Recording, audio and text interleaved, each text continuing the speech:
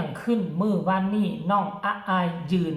น้ำตาซึมเกือบจะห้องให้อยู่ข้างเวที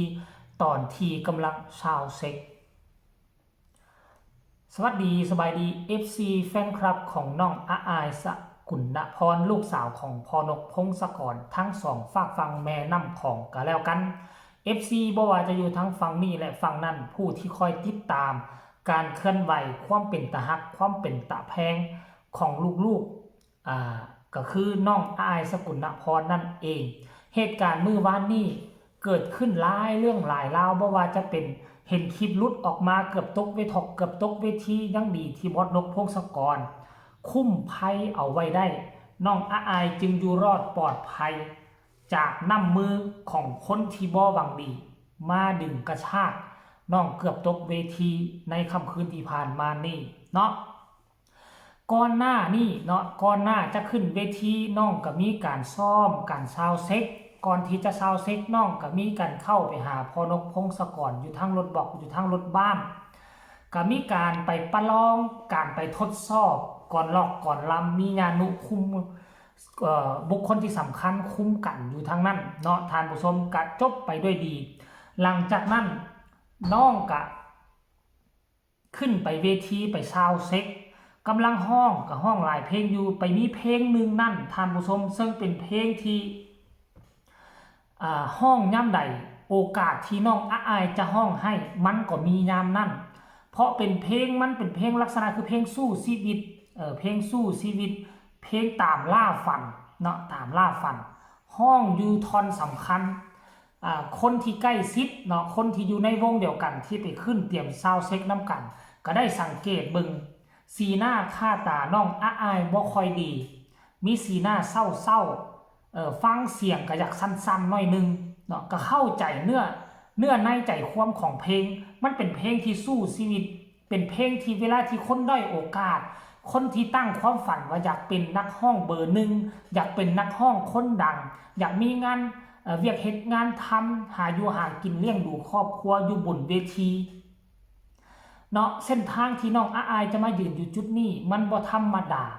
เวลาที่ห้องเพลงนี้ย่ำใดมันก็จะให้ระลึกถึงความทุกข์ความยากแสนเข็ญความลำบากก่อนหน้านี้ล้มลุกคุกคานตั้งแต่ก่อนเข้าวงการหลังเข้าวงการกะร้อยพันประเด็นดราม่าท้าโถมกันเข้ามาเสียน้ำหูน้ำตาบ่จักกี่ครั้งบ่จักกี่คาเพราะฉะนั้นเพลงนี้เนี่ยห้องย่ำใดจะมีน้ำตาห้องให้มายามนั้นท่านผู้ชม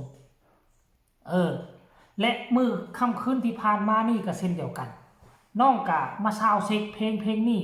เนาะน้องซาวเซ็กกะปรากฏว่าน้องไม่ได้ออกไปซาวเซ็กอยู่ทั้งหน้าเวที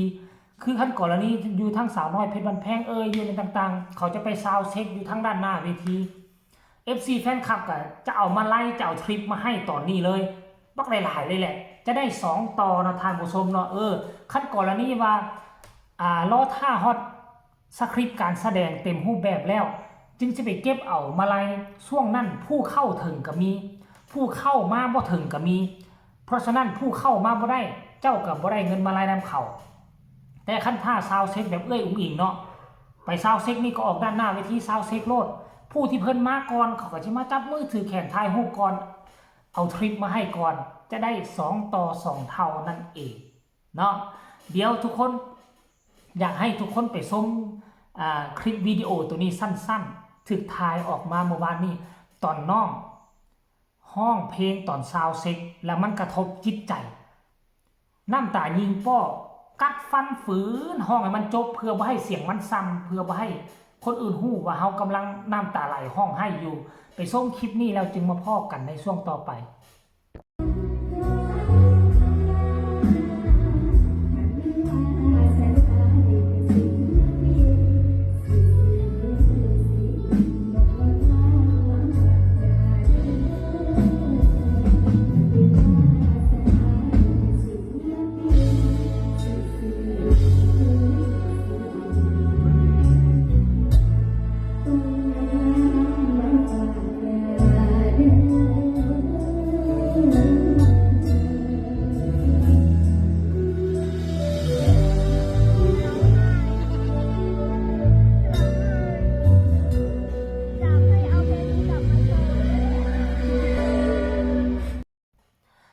เห็นแล้วบ่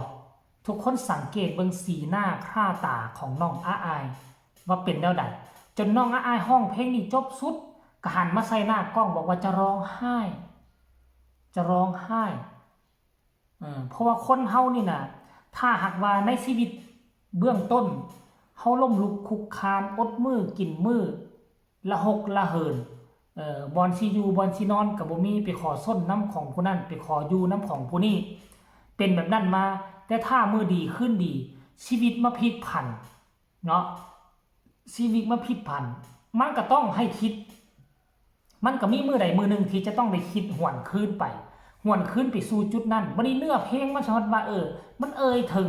เรื่องราวมันคล้ายๆคือกับชีวิตที่ผ่านมามันก็เลยเฮ็ดให้สะเทือนจิตสะเทือนใจ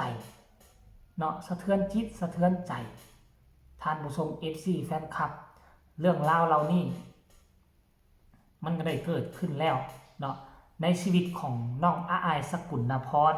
ในเมื่อน้องมายืนอยู่จุดนี้ก็หวังว่าพ่อแม่จะได้เห็นความยากลำบากที่น้องเคยผ่านมาพากันช่วยกันพักดันซุกยู่ซัพพอร์ตสนับสนุนบ่ว่าจะเป็นทางใดทางหนึ่งมาเรื่องกดไลค์กดแชร์ข่าวเกี่ยวกับน้องอายสกุลพรก็เอิ้นว่าซัพพอร์ตพักดัน2มามีมาไล่ก็โอนให้แน่ผู้ใดมีเงินเหลือใช้เหลือจ่ายอันที่3มามีงานอยู่หม้องใดก็เข้าไปให้กำลังใจอยู่ทางด้านหน้าเวทีให้คนเต็มอาญะตลอดแบบนี้เขาก็เอิ้นว่าส่งเสริมสนับสนุนอาอายเส้นเดียวกันท่านผู้ชม FC แฟนคลับเนาะอันนี้คือเรื่องราวเล็กๆน้อยๆหลายคนอาจจะมองข้ามอาจจะเบิ่งข้ามแต่ว่าค่อยเห็นแล้วก็รู้สึกเห็นอกเห็นใจนะกลัวน้องจะผ่านพ้นมาได้ถึงจุดนี้มันบ่ได้ธรรมดาท่านผู้ชมเนาะก็ขอฝากฟังคลิปข่าวเกี่ยวกับน้องอาอายสกุลพรเอาไว้เพียงซ้ำนี้ก็แล้วกันผู้ใดพัดผ่านเข้ามาเห็นโดยเฉพาะ FC อาอาย FC ของเสียงวีฮกก็ฝากกดไลค์กดแชร์กดติดตามให้แน่ที่สำคัญอย่ากดข้ามโฆษณาท่านใดมีคำตำหนิติชมคำคิดคำเห็นคือแนวใดเกี่ยวกับเหตุการณ์ที่มันเกิดนี่ก็สามารถส่งข่าวมาได้ทางใต้คอมเมนต์พอกันใหม่ในคลิปหน้าเนาะไว้นี้สบายดี